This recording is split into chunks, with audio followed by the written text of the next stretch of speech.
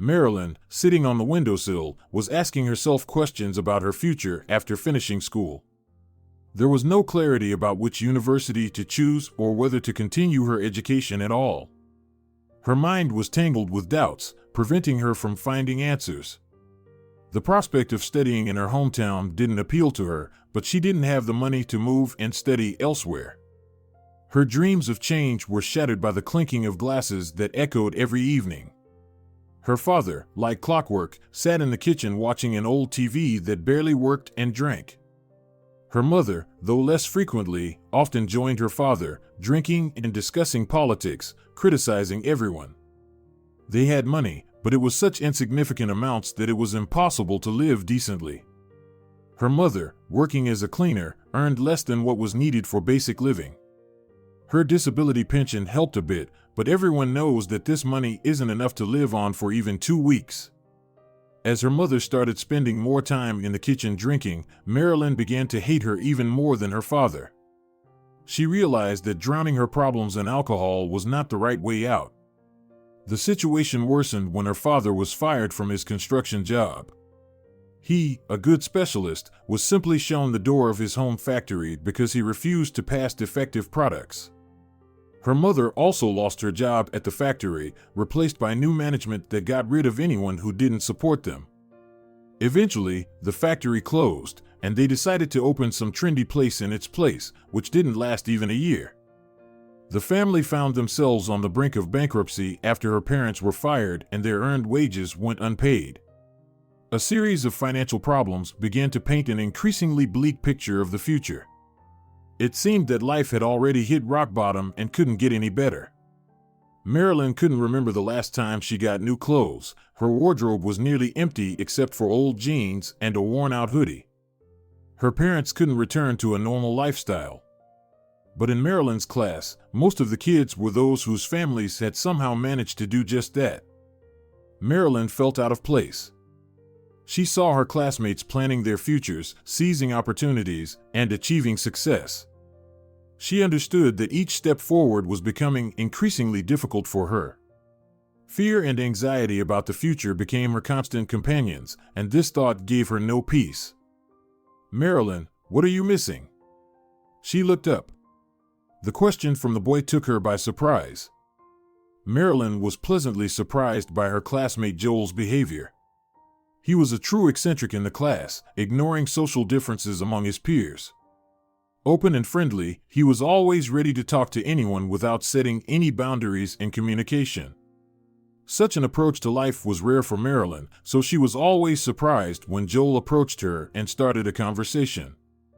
"I don't even know what I'm missing," Marilyn answered, slightly embarrassed by his question. "I'm just sitting here waiting for class to start." Joel pulled up a nearby chair, sat down next to her, and smiled broadly, not taking his eyes off Marilyn, which made her feel somewhat uncomfortable and look away. Small wrinkles appeared near his eyes, as if emphasizing the sincerity of his smile. "All right, I'll wait here." "I was already about to go home," Marilyn smiled back, meeting his gaze again. "You, as always. Aren't you interested in how the graduation will go?" "After all, it's going to be your only celebration in life," Marilyn wondered, not understanding why he was so indifferent to it. "No, I'm not interested. I'm much more interested in getting my diploma and saying goodbye to this place," Joel said, frowning, and lay down on his bent arm, turning to the girl.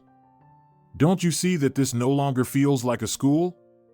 "Yes, of course, but still, I want to keep at least a drop of childhood," Marilyn replied, smiling. "But if you're not interested, I understand. Do you think you have nothing to remember?" "Perhaps so," Joel agreed, sighing. "Well, to each their own," Marilyn said, shrugging. "Still, I want to have a prom, even if you're not interested." "Maybe it will be like a farewell to the past," she said thoughtfully, looking out the window. "But I want it to be a special evening, memorable for a lifetime." "I understand," Joel finally said, turning to her. "I'll think about your suggestion. Maybe I should let go of my hatred for school and just enjoy the last moments. We're still young and shouldn't burden ourselves with such thoughts." "Don't be so serious, allow yourself to relax," Marilyn looked around the classroom. "Let's have a prom, and then we'll embrace the seriousness of adult life, agreed?" "Maybe you're right," Joel said thoughtfully. "Perhaps I'm just too focused on ending this chapter and starting a new one. This school has certainly left its mark on each of us, but now it's time to open new horizons." "You sound just like our history teacher." They laughed. "Yeah, her influence will stay with me for years to come." "Well then," Joel stared at the girl again. "In that case, the first dance at the prom is mine." Joel had long harbored feelings for Marilyn. The young man always sought opportunities to show her attention, whether it was buying her a drink, inviting her to the movies, or unexpectedly handing her a charming note during a break. In every school class, Joel tried to sit as close to Marilyn as possible to see her beautiful eyes, hear her laughter, and catch even a fleeting glance from her. He was sure that Marilyn felt something special for him too, although she never hinted at it. Joel supported Marilyn in each of her new endeavors. Whether it was participating in a poetry reading contest or performing on the school stage, he was always in the front row, applauding the loudest and proud of her achievements. He even learned about her interests and, over time, came to know more about her than his best friends. Marilyn became not only an object of attention, but also an inspiration for him to become the best version of himself. He tried to develop and succeed in all areas of life to be worthy of her attention and love. But despite all his efforts, Marilyn never paid Joel much attention. His heart broke every time he saw her smiling at other guys. Yet he couldn't stop dreaming of the day she would notice him and love him in return. For him, she was and remained the ideal of beauty and intelligence, with whom no one else could compare. He was ready to do anything to attract her attention. He came up with various ways to show her how much he cared about her. But all his efforts seemed futile. Marilyn continued to ignore him as if he were invisible. His friends advised him to forget about her and look for someone else. But for Joel, there was no other woman who could compare to Marilyn. He was convinced that she was the only one with whom he could be happy. And he was willing to wait until she finally noticed him. Marilyn didn't have time to respond to Joel when the teacher entered the classroom and everyone took their seats. The woman approached her desk, laid out her notes, and with a serious expression began her speech. She told the students what to expect at the graduation party. A special program with dancing, singing, and entertainment had been prepared. The teacher mentioned that professional dancers had been hired who would amaze everyone with their performances. Additionally, there would be live music and a group of singers coming specifically to create an unforgettable atmosphere at the prom. All the students listened in admiration, unexpectedly realizing that this prom could become the brightest event of their school life. Marilyn listened to the upcoming event and already mentally said goodbye to the party and dancing with Joel. She did not expect such a scale. Miss Anderson began assigning duties among the students, but she seemed to deliberately ignore and overlook the girl. "Miss Anderson, what should I do?" Marilyn inquired, to which the teacher snorted. "How should I know what you'll be doing?" Miss Anderson looked at the girl with some arrogance. "I hope you don't plan to attend the prom. You do understand that this is an important event, and you have no place there. You can collect your diploma in advance if necessary." Marilyn realized that the teacher didn't like her, but she never imagined that she could be so insulted, especially in front of the entire class. She struggled to hold back her tears and tried to find the strength to ignore the mockery of her classmates. The girl looked at her old sneakers and thought about how they symbolized her poverty. They were the only shoes she had, and she could never afford anything better.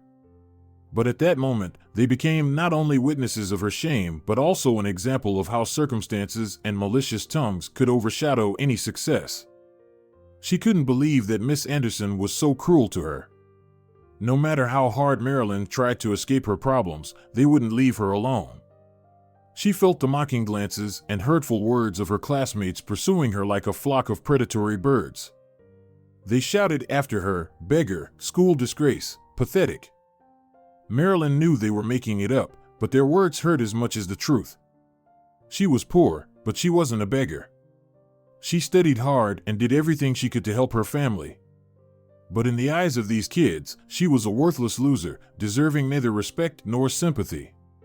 Bursting out of the door, Marilyn ran down the corridor, not paying attention to where she was going.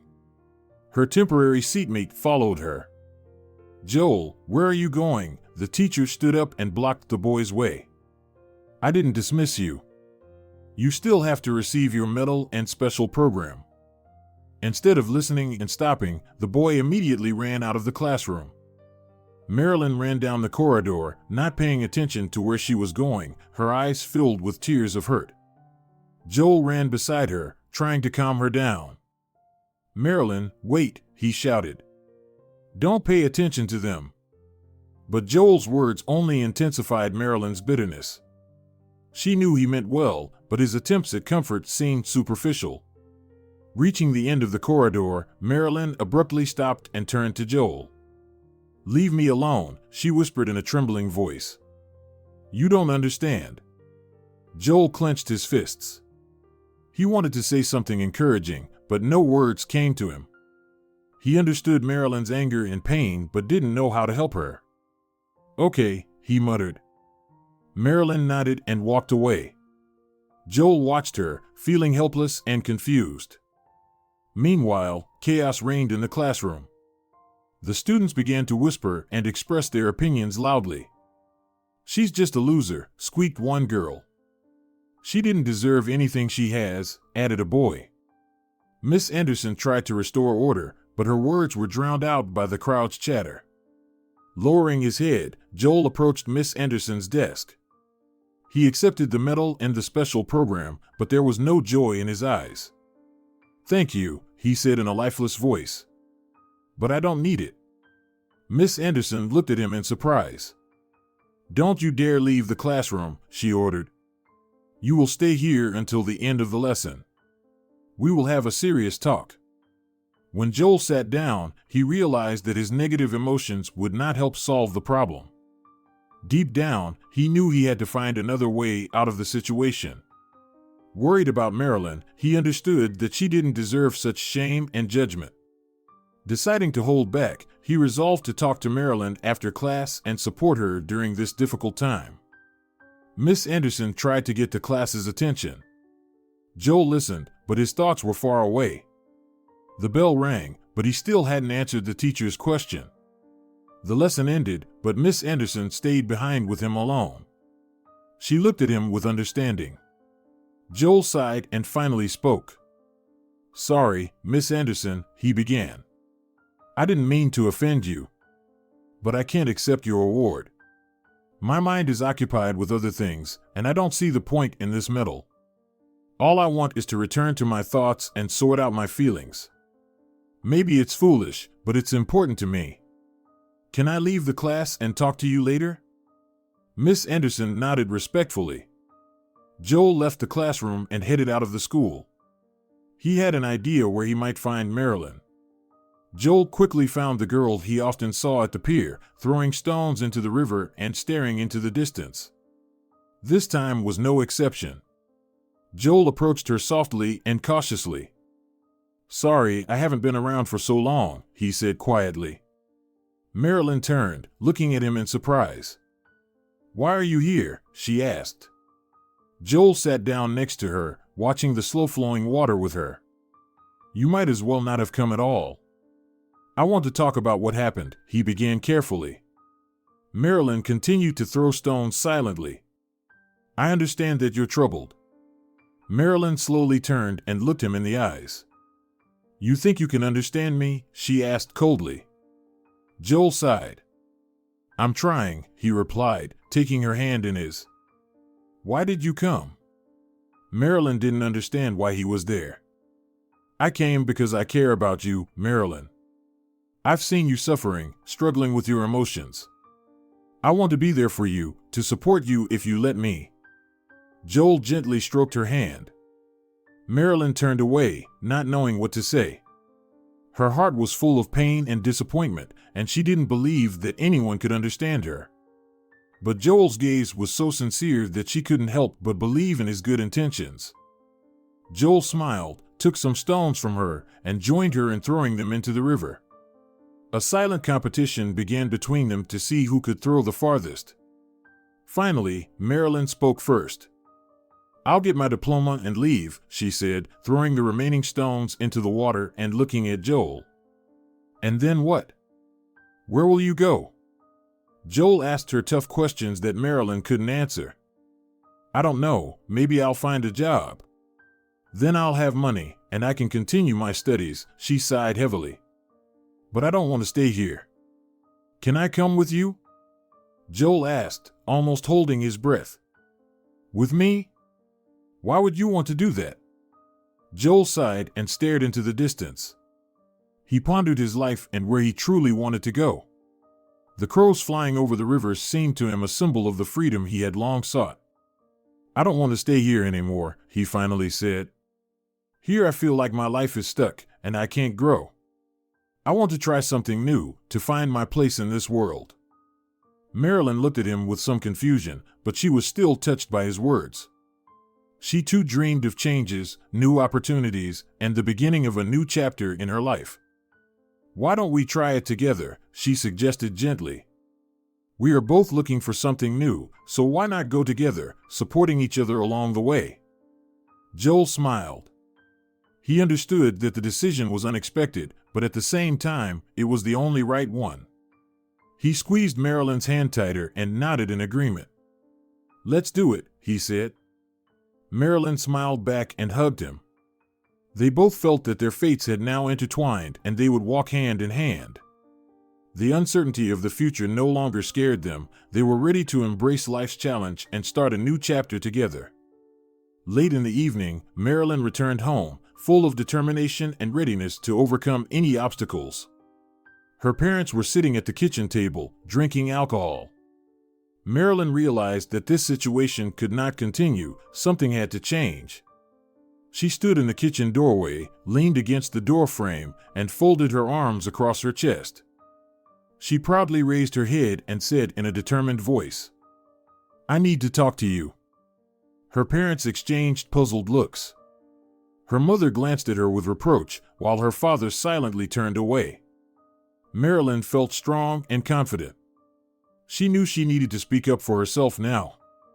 "I can't stay silent any longer," she continued.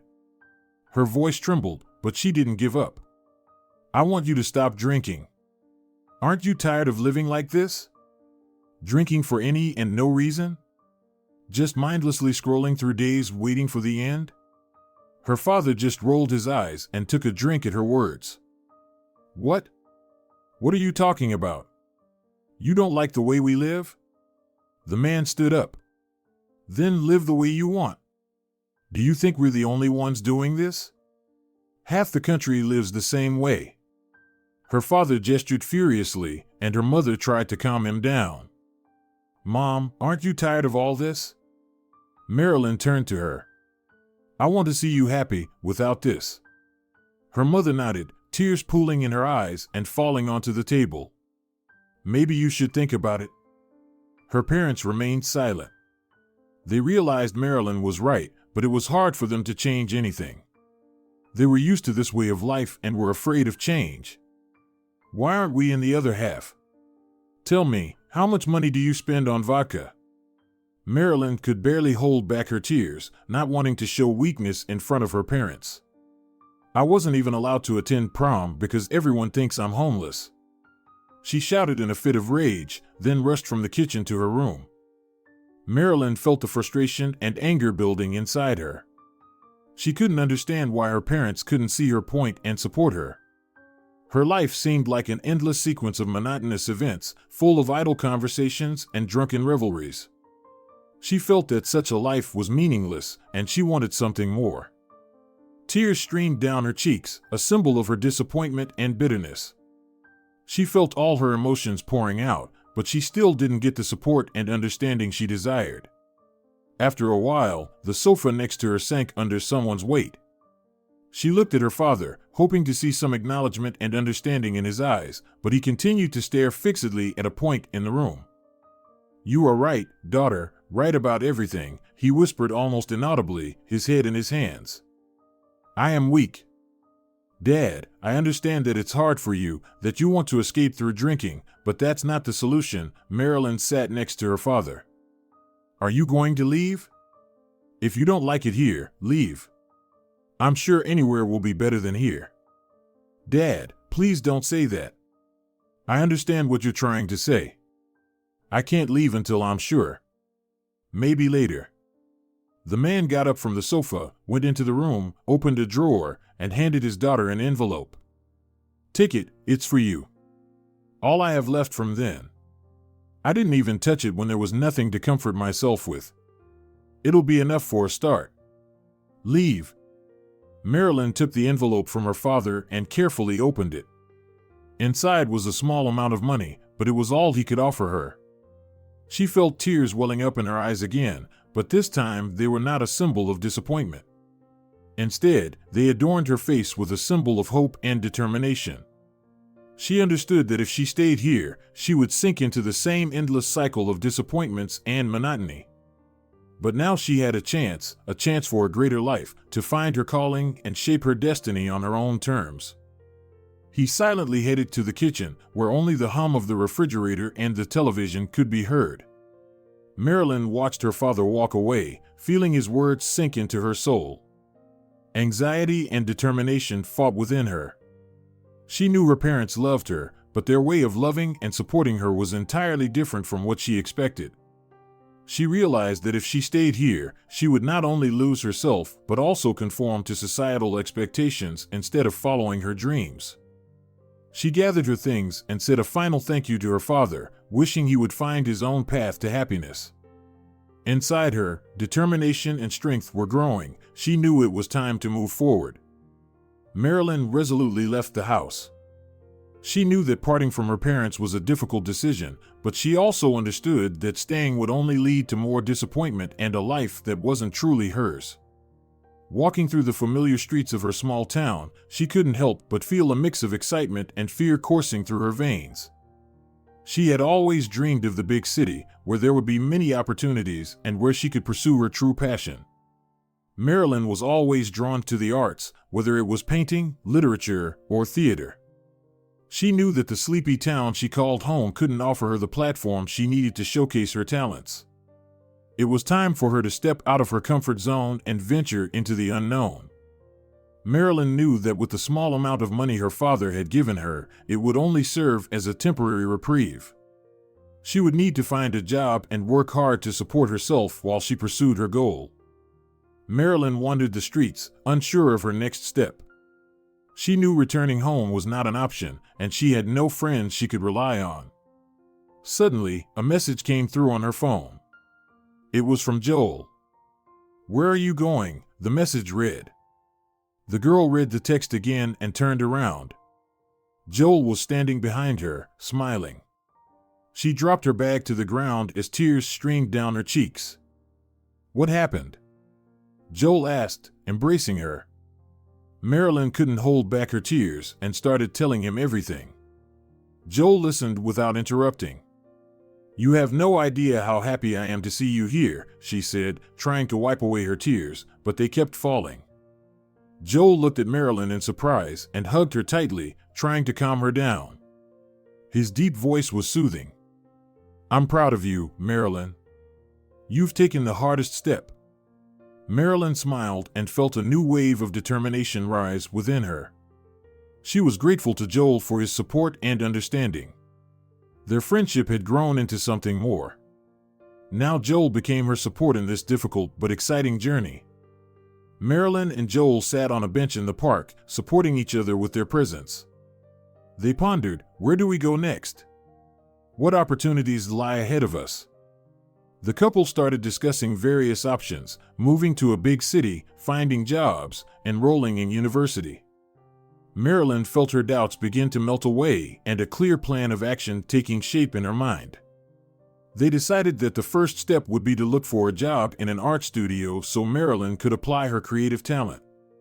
Then, they would head to the big city, where there would be more opportunities for learning and development. Joel was the foundation of support and understanding that she had long sought. In the morning, she went to the principal, making up a story about a sick aunt to get her diploma. The principal seemed to breathe a sigh of relief and wished her a safe journey.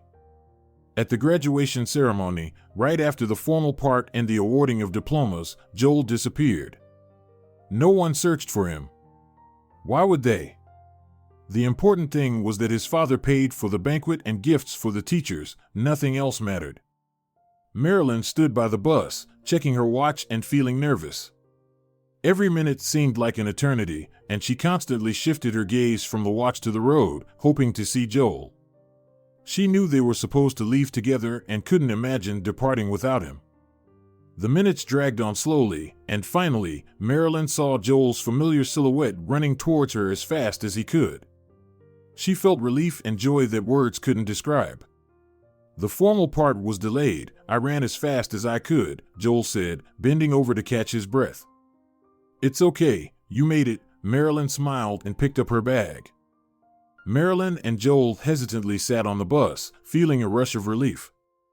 They were together, and no difficulties mattered anymore. The road would be long, but they were ready to face anything to reach the place where happiness awaited them. As the bus left the stop and started moving down the bustling city street, Marilyn and Joel got attached to the window. They watched the buildings and passers-by speed by, but their thoughts were far away. Mutual smiles and glances filled the bus as if they were the only ones in the world, and each other's embrace. As they moved further from the city, the horizon expanded before them, leaving behind the city noise and bustle. Now they were traveling along a peaceful and picturesque road leading to their shared destiny. The air was filled with the sense of nature, and each breath filled their souls with new hope and strength. When the sun began to set, the bus stopped near a small cafe. Marilyn and Joel jumped out of the bus, joyful and happy to finally rest and refresh themselves. They found a secluded table where they quietly talked about their future and planned their life ahead. These were moments of happiness and gratitude for all they had been through and for being together. Under the enchanting evening sky, Marilyn and Joel looked at each other, knowing that they had many adventures ahead. They knew that only together could they overcome all challenges and achieve their dreams. Joel's hand rested on Marilyn's, mutually supporting them in this long and beautiful journey. Thus, Marilyn and Joel continued their journey, experiencing life together. They carried their past with them, but no longer looked at it with sadness, only with gratitude for meeting each other. Ahead of them was a new chapter filled with love, courage, and opportunities. And they walked this road, never letting go of each other. 10 years passed. Miss Anderson had gained a little weight but remained attractive. 50 years of work had left no trace on her, and the reviews of her beauty and professionalism made her look younger. Moreover, a new colleague showed her special attention. But despite all her achievements, she always felt a bit lonely. Every evening she came home to an empty apartment, and her husband, although living under the same roof, showed little interest in her. "So, is everything ready?" the principal asked. "I believe so," the woman replied. "Everything looks perfect, and most importantly, without any extra hassle. Joel's father has paid for everything again, just like 10 years ago," the principal chuckled, glancing around at those present. "And where is Joel?" the man asked, and Miss Anderson just shrugged. "No one knows. There was a rumor that his wife is a foreigner and he moved to be with her, but I think that's just a rumor," the woman sipped from her glass. "And the others, will they be here?" the principal asked. "Almost everyone. I recently met Marilyn's mother in a store. At first, I didn't recognize her. She looked so stylish and decent. I asked if Marilyn would attend the event, but she didn't answer me," the teacher scoffed. "I hope not." The principal wrinkled his nose and drank his glass in one gulp. "I completely agree with you, principal. Such colorful characters can spoil the whole mood," she added, and they both laughed. Over time, cars started arriving at the school. The first to arrive were the local residents who stayed to work here, and their cars were familiar to Miss Anderson. "Oh, I better go meet the students," the teacher said, stepping out onto the porch. Former students arrived for the award ceremony one by one, all in anticipation and excitement. Miss Anderson greeted each one joyfully, laughing and hugging them.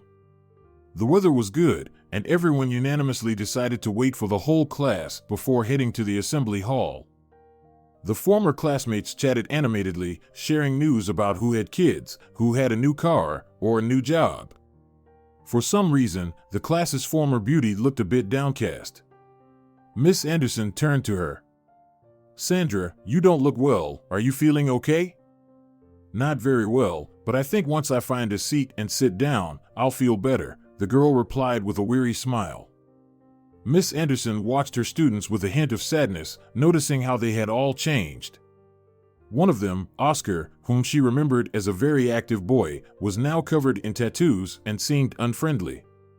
She knew he had been in prison. Next to him stood Deborah, who used to be a sporty girl but now looked much older than her age. Miss Anderson had just heard her complaining to a classmate that she had 3 children and an alcoholic husband. Miss Anderson turned to other students who had also arrived for the award ceremony. Some of them shone with success and achievements, evoking pride. She saw excellent specialists, successful businesspeople, and simply happy people among them. Some approached the teacher with flowers and words of gratitude for her contribution to their lives. Every word and glance from Miss Anderson was filled with warmth and pride for her former students. "Well, are we going?" Michael inquired. "Isn't Joel coming?"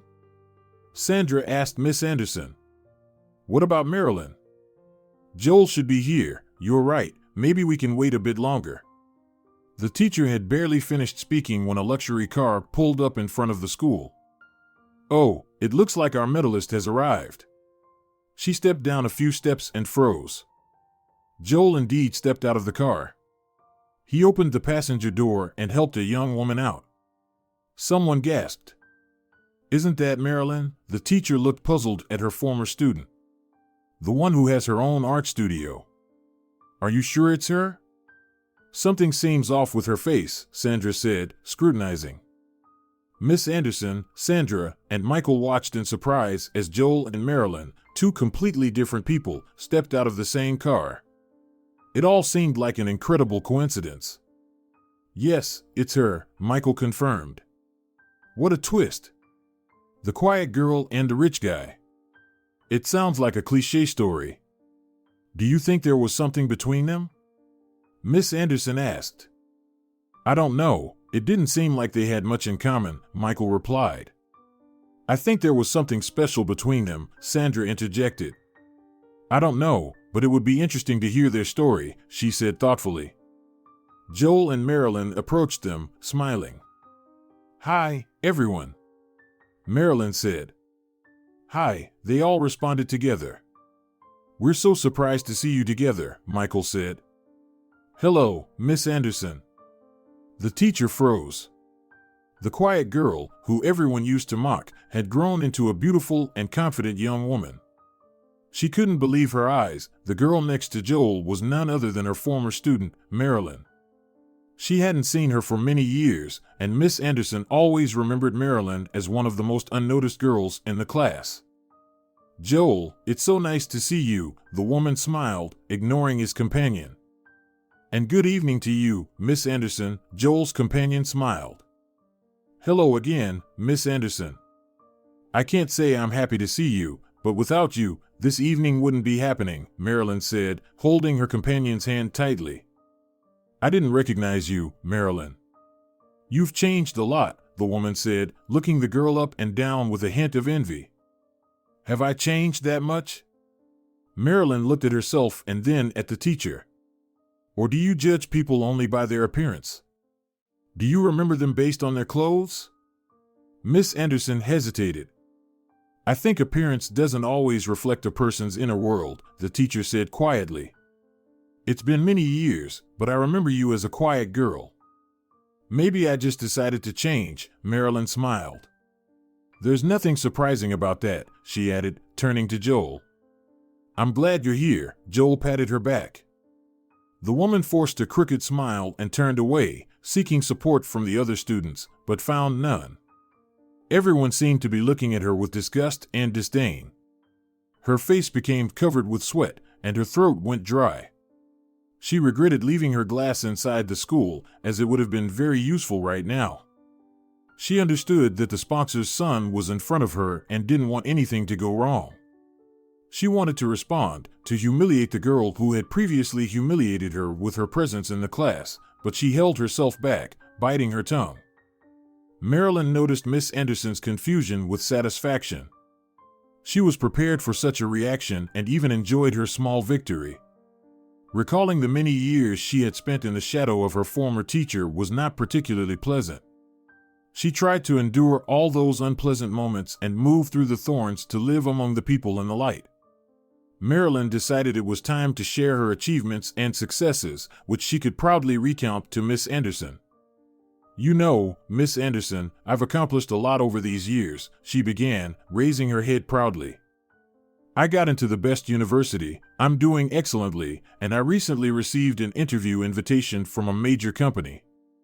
My future looks incredibly bright, and I'm so pleased to share this joy with you, my former teacher." Miss Anderson, still stunned, couldn't take her eyes off the transformed Marilyn. She had seen many of her former students, some of them successful and renowned, but such a transformation was a true surprise for her.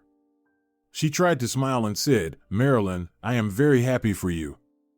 You have indeed made great progress." The woman patted the girl on the shoulder. "So, is everyone here?" Miss Anderson squealed with a smile. "Please, everyone, to the assembly hall." "Excuse me, Miss Anderson, since I am the organizer of today's event, I would prefer not to sit at the same table with you. Please take your belongings and leave this event." Miss Anderson felt all her remaining confidence and pride crumble at Marilyn's words. She realized that her former student had not only changed outwardly but had also become a strong, self-sufficient person. Along with this realization came an unpleasant feeling of envy and resentment.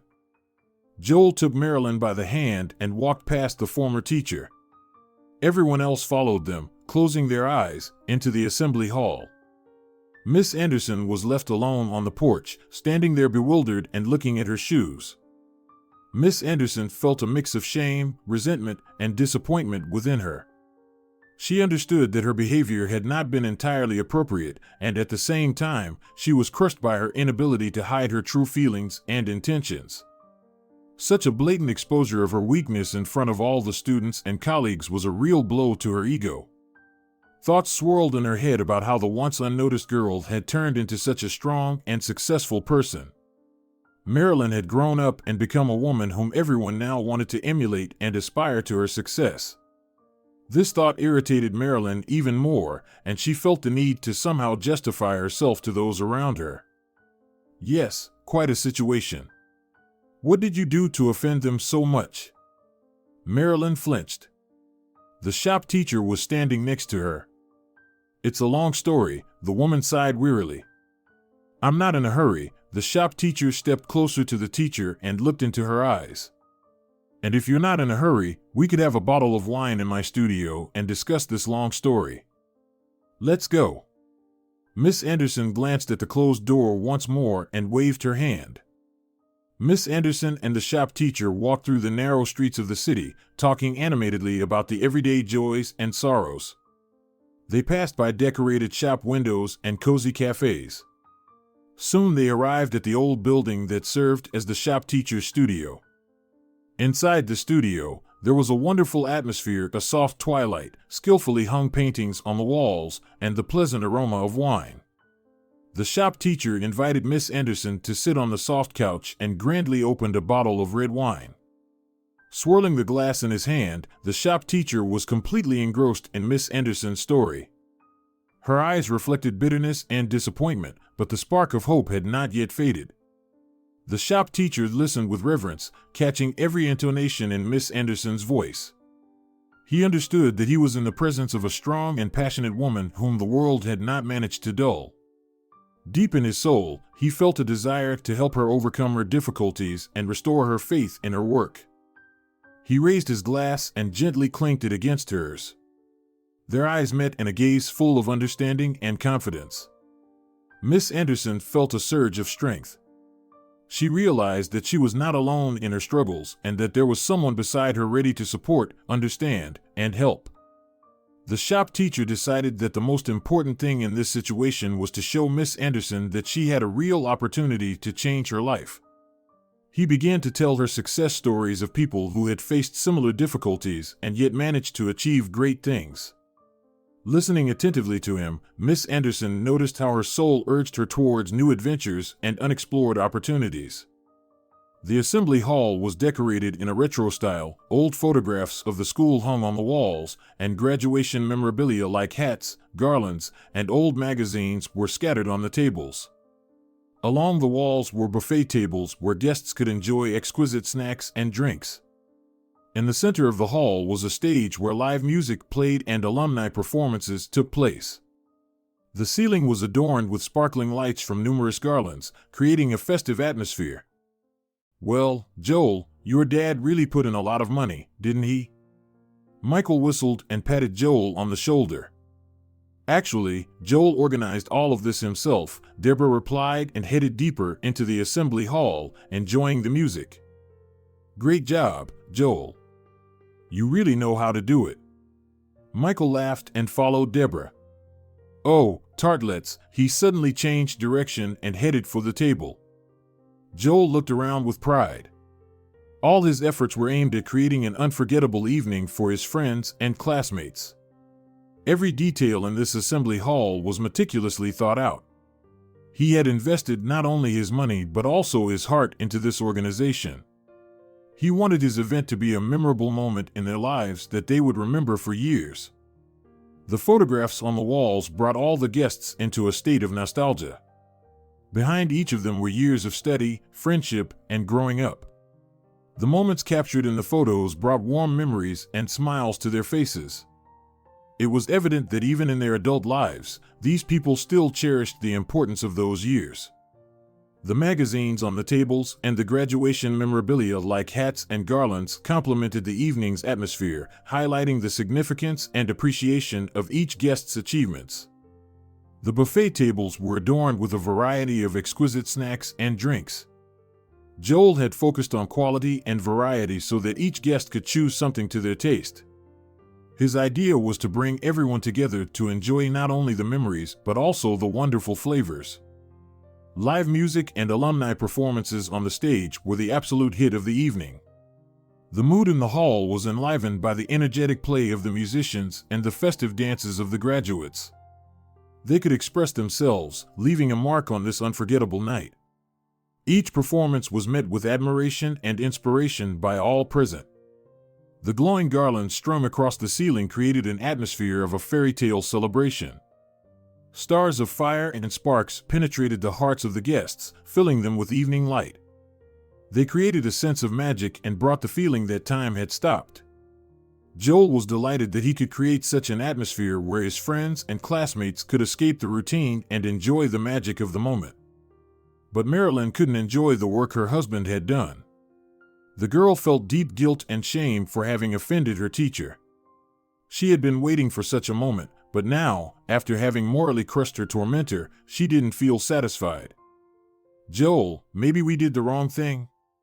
Marilyn, sitting at the table, couldn't calm down. "Maybe we should call her? Although, she'll probably refuse." The girl, immersed in thought, started biting her index finger's nail. Joel listened carefully to Marilyn's words and thought. Undoubtedly, the conflict with the teacher was an unpleasant and unseemly step, but he was still confident in his choice. After all, everything he did was aimed at creating an unforgettable evening for his friends and classmates. He believed that their prom should be special and memorable, and his organizational efforts were intended to achieve this goal. However, Joel was still hurt by the negative reaction from his teacher.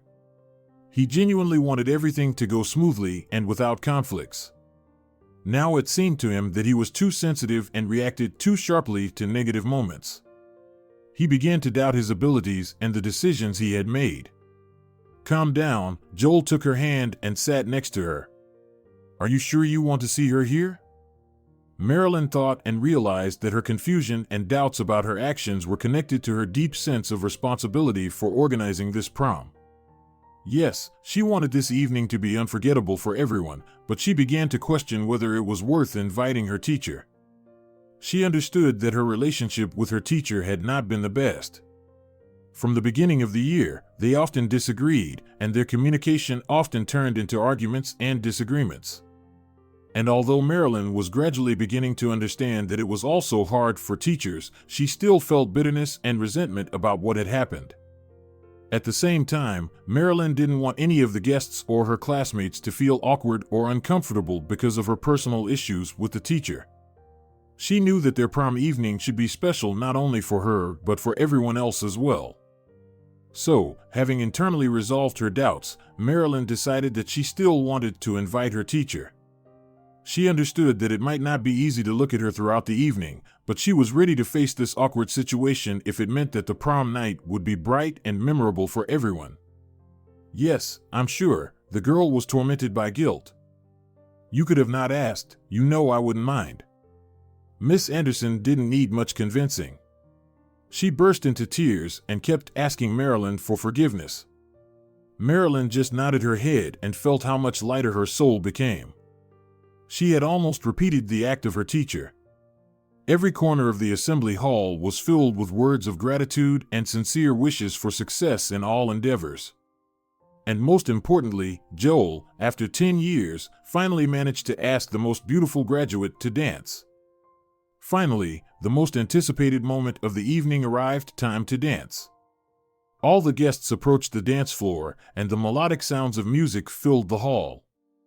Joel and Marilyn found themselves on the dance floor together, their movements harmonizing in a unified rhythm. Everything around them disappeared, they were completely absorbed in each other and the moment. The dance symbolized their joint victory over difficulties and disagreements. They realized that true strength lies in the ability to forgive and find common ground even with those with whom they were not on the same page. Both understood that strong emotions and negative moments could prevent the creation of unforgettable and joyful moments. With each movement of the dance, all hardships and doubts vanished, leaving room for happiness and gratitude. Their joint efforts in organizing the graduation evening were successful, and all the guests immensely enjoyed the evening. At the end of the dance, Joel and Marilyn held hands and approached the teacher. They thanked her for her presence and support on this special evening. The teacher was touched and deeply regretted her initial attitude. All prejudices and contradictions between them disappeared, and they were able to find common ground. The evening turned out to be unforgettable not only for the graduates but also for everyone involved in its organization. Moments of doubt and uncertainty can be experienced in any area of life, but true strength lies in the ability to overcome these difficulties and find common ground with those around us. Joel and Marilyn realized that what they had created that evening was much more than just a school graduation celebration. They created an opportunity for everyone present to experience joy and mutual understanding, and they also took a step towards reconciliation and forgiveness. When the event ended and everyone started to leave, Miss Anderson stopped Joel and Marilyn. "Thank you once again for such a magnificent event. You brought me back to my youth." The woman smiled sincerely, her wrinkles becoming more prominent, but her face only more alive because of it. "You're welcome, Miss Anderson. Have a good evening." Marilyn hugged the former teacher goodbye, and they headed to the car. "Any regrets?" Joel asked as soon as they got into the car. "Not at all. I feel like I've filled in something that's been missing for the past 10 years, she said as she fastened her seatbelt. "I'm glad you've become whole." "What?"